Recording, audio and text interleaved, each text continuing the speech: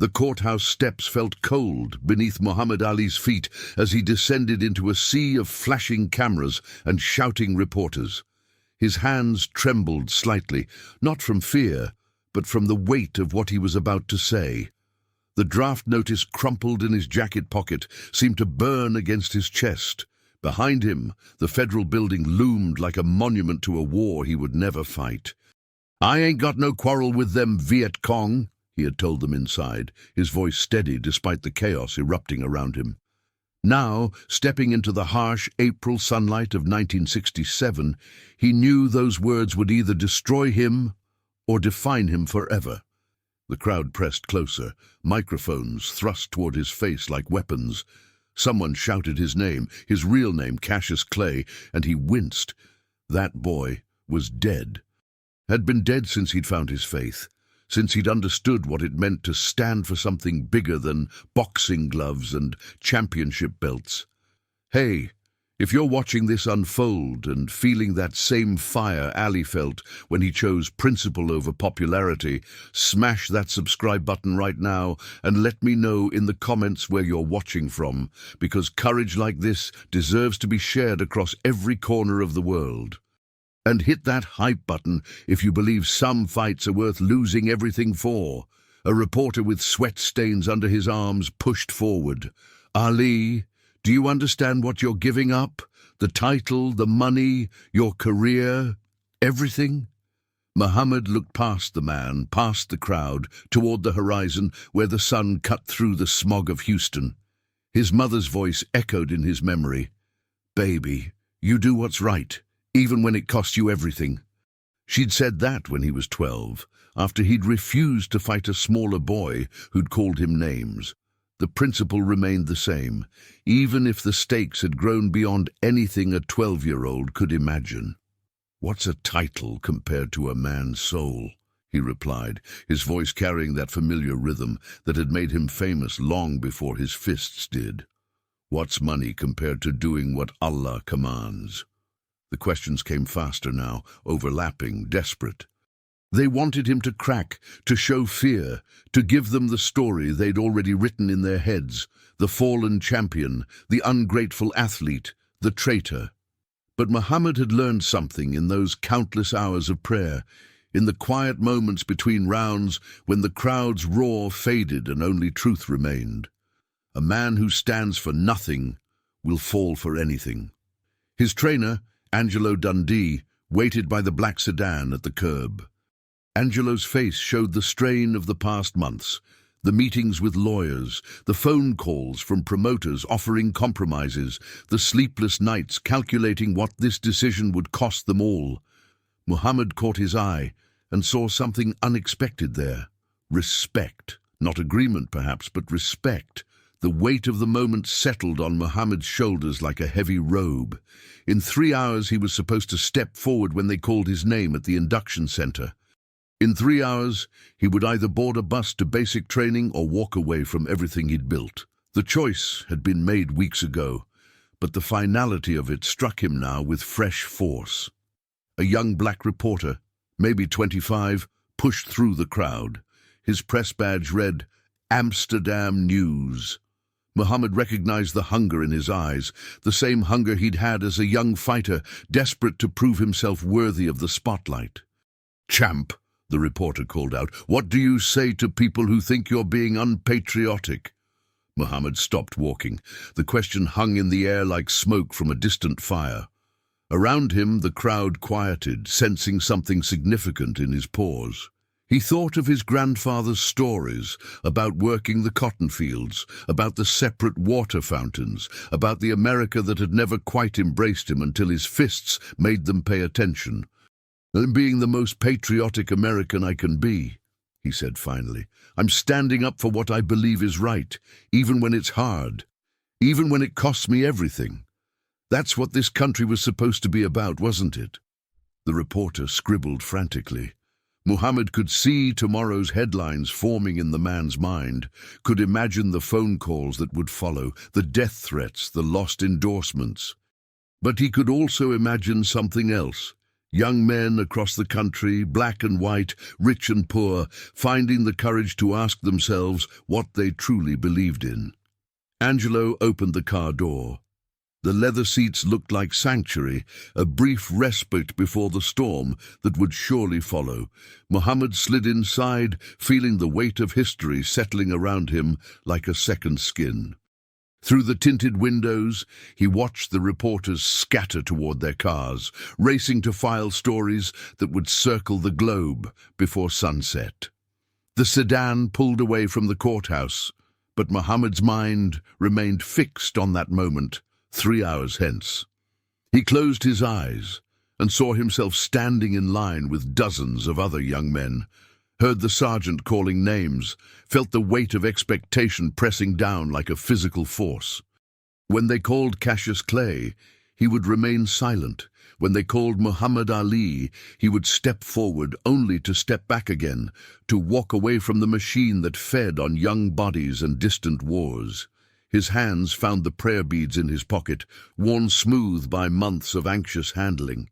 Each bead represented a choice, a moment when he could have taken the easier path.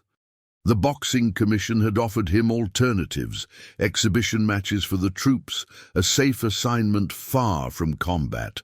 His lawyer had outlined the legal challenges they could mount, the appeals that might delay everything for years. Even some of his fellow Muslims had suggested that serving his country might be the greater jihad, the harder struggle. But Muhammad had learned to distinguish between the voice of fear and the voice of conscience. Fear spoke in the language of what-ifs and maybes. Conscience spoke in the language of must and will not. The car turned onto a familiar street, past the gym where he'd trained for the Liston fight, past the diner where he'd celebrated his first professional victory. Each landmark felt like a goodbye. By tomorrow, this city might no longer welcome him. By next week, the whole country might turn its back on him. The thought should have terrified him, but instead, he felt something unexpected: relief. For months, he'd carried the weight of this decision like a stone in his chest. Now, with the moment of truth approaching, the stone had transformed into something lighter, something that lifted him rather than dragged him down. He thought of the young reporter's question about patriotism and smiled.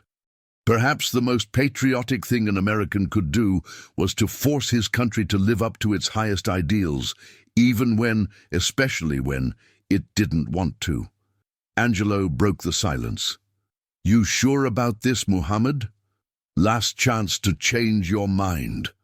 Muhammad opened his eyes and looked at his trainer, this man who'd guided him through so many fights, who'd seen him grow from a brash teenager into a champion. Angelo's loyalty had never wavered, even as the pressure mounted, even as other fighters and trainers distanced themselves from the controversy. "Angelo," Muhammad said, "you ever been in a fight where you knew you were going to lose?" "Few times." "Why? How'd it feel?" Angelo considered this. "Scary, but also free somehow. Like you got nothing left to lose, so you might as well give everything you got." Muhammad nodded. "That's how I feel right now, scared and free at the same time." The induction center appeared ahead, a nondescript government building that would soon become the most famous address in America. Protesters had already gathered, some supporting him, others calling for his arrest. Signs waved in the afternoon breeze. "Ali is a hero, and Clay is a coward, and no war for oil, and support our troops." The country's divisions made visible in cardboard and marker ink. Muhammad stepped out of the car and immediately felt the energy of the crowd. Electric and dangerous. Police barriers held the protesters back, but their voices carried clearly across the space. A young woman, maybe 19, held a sign that read, "Conscience over country." When she saw him, tears started down her cheeks. An older man in a veteran's cap shouted something about duty and honor, his face red with anger. Both reactions felt equally valid to Muhammad. He understood the veteran's anger, understood the young woman's hope. He understood that his decision would ripple outward in ways he couldn't predict or control. Some would see him as a hero, others as a traitor. History would judge which view proved correct.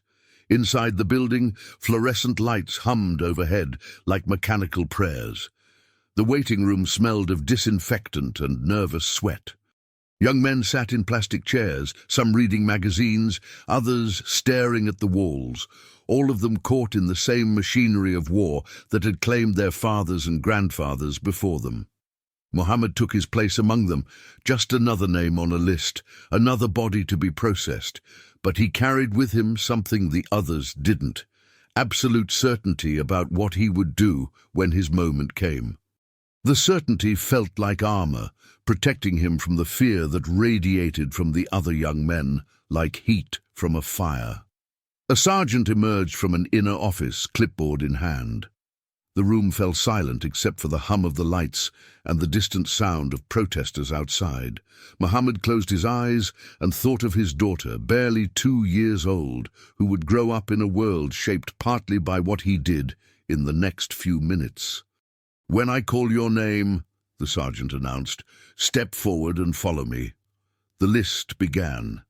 Names called, young men rising, disappearing through a doorway that led to buses and training camps, and eventually to jungles on the other side of the world. Muhammad listened to each name, watched each departure, felt the weight of their choices and his own. His name would come soon. The moment that would define not just his career, but his life. Not just his reputation, but his soul. He thought of the young reporter's question about patriotism, of his mother's words about doing what's right, of the prayer beads in his pocket worn smooth by doubt and polished by faith. The sergeant's voice cut through his meditation. "Cassius Clay." Silence. Muhammad remained seated, his hands folded in his lap, his eyes fixed on a point somewhere beyond the walls of the building. Around him, other young men turned to stare. The sergeant repeated the name, louder this time, as if volume might compel obedience. Still, Muhammad sat. "Cassius Clay, step forward." The silence stretched, became something alive and dangerous. Muhammad could feel the weight of every gaze in the room, could sense the confusion and fear and anger building like pressure in a closed system. But he also felt something else. Peace.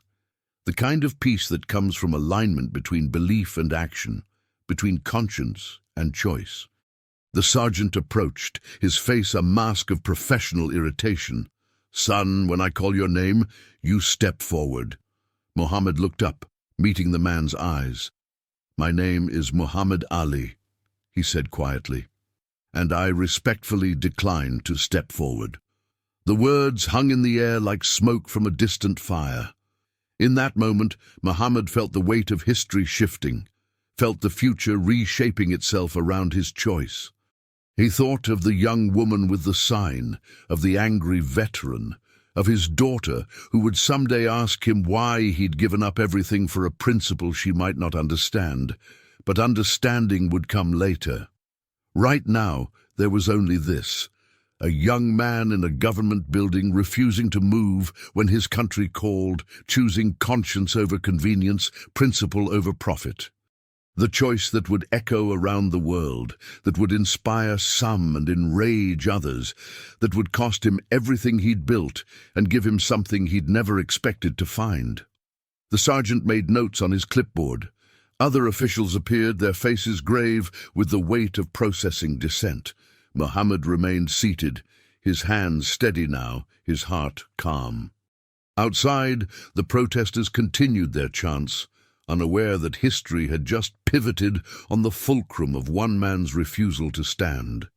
Years later, when the war had ended and the country had moved on to other conflicts, other controversies, people would remember this moment differently. Some would recall a hero's stand against an unjust war. Others would remember a traitor's betrayal of his country's call. But Muhammad would remember something simpler, the feeling of being exactly where he belonged, doing exactly what he was meant to do, regardless of the cost. As they led him away to begin the legal process that would strip him of his title and his livelihood, Muhammad thought of the young reporter's question one more time. What did it mean to be patriotic? Perhaps it meant loving your country enough to hold it accountable to its highest ideals. Perhaps it meant being willing to sacrifice everything, fame, fortune, freedom, for the chance to make it better. The protesters outside had grown louder, their voices carrying through the building's walls like a chorus of democracy itself, messy, contradictory, passionate, and free. Muhammad smiled as he walked toward an uncertain future, knowing that whatever came next, he had chosen to stand with his conscience rather than his comfort, with his principles rather than his popularity. And in that choice, he had found something worth more than any championship belt, more valuable than any amount of money, the knowledge that when history called his name, he had answered with his own voice, in his own words, on his own terms. The echo of that answer would reverberate long after the cameras stopped rolling and the crowds went home, a reminder that sometimes the most important fights happen not in the ring, but in the quiet moments when a person must choose between who they are and who the world wants them to be. If this story of standing up for what you believe in moved you the way it moved the world, remember that your voice matters too, in your family, your community, your own moments of choice. The courage to say no when everyone expects yes isn't just history.